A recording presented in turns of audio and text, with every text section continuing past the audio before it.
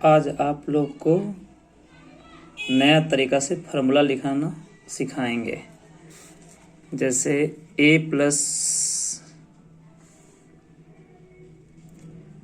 Plus B का whole cube है, ठीक। तो अब आपको इसको याद करने की ज़रूरत नहीं है। सबसे पहले मान लीजिए कि दो व्यक्ति है ए और बी, और ए और बी के पास कुल कितना बीघा ज़मीन है? समझिए 3 बीघा ज़मीन है, ऐसे मान लीजिए। तो पहले क्या करेंगे, ये 3 बार है ना, पावर में 3 है ना, तो हम ए बी ऐसे 4 बार लिख देंगे। ए बी प्लस थोड़ा गैपिंग, फिर प्लस, फिर थोड़ा गैपिंग, फिर प्लस थोड़ा सा गैपिंग। ऐसे ए बी को बार लिख देंगे? 4 बार लिख देंगे। यहाँ तक आप लोग को समझ में आ गया। पावर में 3 रहेगा तो ए बी को बार लिखेंगे? 4 बार लिखेंगे, ठीक। और सबसे पहले देखेंगे कि देखिए यहाँ पर दो व्यक्ति है ए और बी, तो क्या किया जा रहा है कि ए को पूरा जमीन दे दिया जा रहा है। जैसे 3 बीघा है तो पूरा 3 इसको दे दिया जा रहा है, और बी को 0। दो भाई है समझिए ए और बी, तो ए को मिलता है पूरा 3 और बी को मिला 0।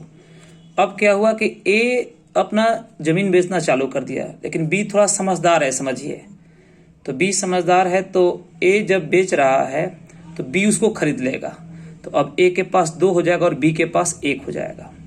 फिर ए बेचेगा तो अब 2 बीघा था तो अब 1 बीघा हो गया उसके पास, लेकिन बी उसको क्या कर लेगा? खरीद लेगा। तो अब 1 था तो ये 2 हो जाएगा। और फिर अब आखिरी समय में अब उसके पास तो 1 ही बीघा जमीन है, वो फिर बेच दिया अपने 1 बीघा, तो अब बच गया 0। लेकिन बी के पास कितना हो गया? 3। तो कैसे लिखेंगे फिर से एक बार समझिए। पहले ए प्लस बी के पावर होल 3 है, 3 है तो ए बी को बार लिखेंगे? 4 बार। ए थोड़ा सा लफुआ टाइपर है और बी थोड़ा सा अच्छा है, तो ए को पूरा मिलता है 3, बी 0। और ए बेचना, चूंकि ये लफुआ है तो ए बेचना चालू किया, बी अच्छा है तो उसको खरीदना चालू किया। फिर ए बेचा, फिर बी खरीदा, और फिर ए बेचा और बी खरीद लिया। अब यहाँ पर देखेंगे कि ए के पास कितना है? 3। ए के पावर, बस ए के पावर देखना है 3। और 3 से पहले कौगो टर्म है बताइए? तो 3 से पहले ए गो टर्म है, तो बाई में 1 दे देंगे। ध्यान से देखिएगा, ठीक है। फिर मल्टीप्लाई कर देंगे, पहले 3 है और वहाँ 2, तो 3 दूनी का 6, तो 6।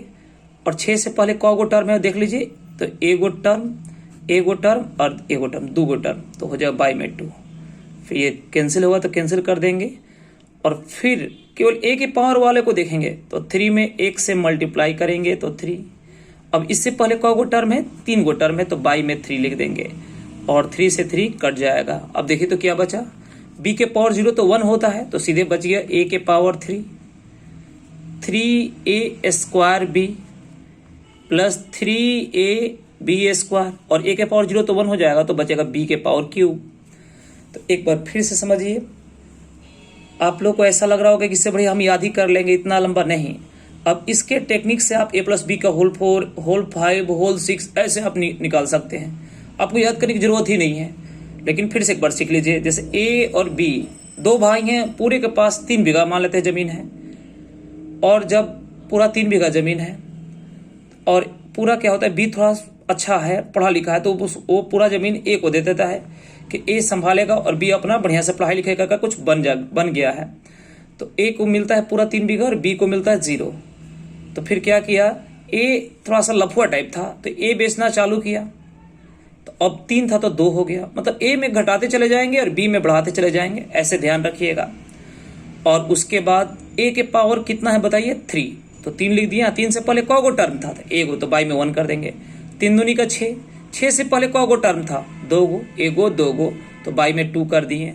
फिर 2 से 3 बार में कट गया, 3 में 1 से मल्टीप्लाई किए 3, और उससे पहले कौगो टर्म है देख लीजिए? 3, तो 3 से 3 कट गया 1, और बच गया बी के पावर 1 बच गया। फिर देखे तो बी के पावर 0 तो 1 होता है, तो बच गया ए के power q, 3a square b, 3ab square plus में बी क्यू। तो उम्मीद करते हैं यहाँ तक समझ में आ गया होगा। अगला वीडियो में आपको a प्लस बी का होल 4 सिखाएंगे।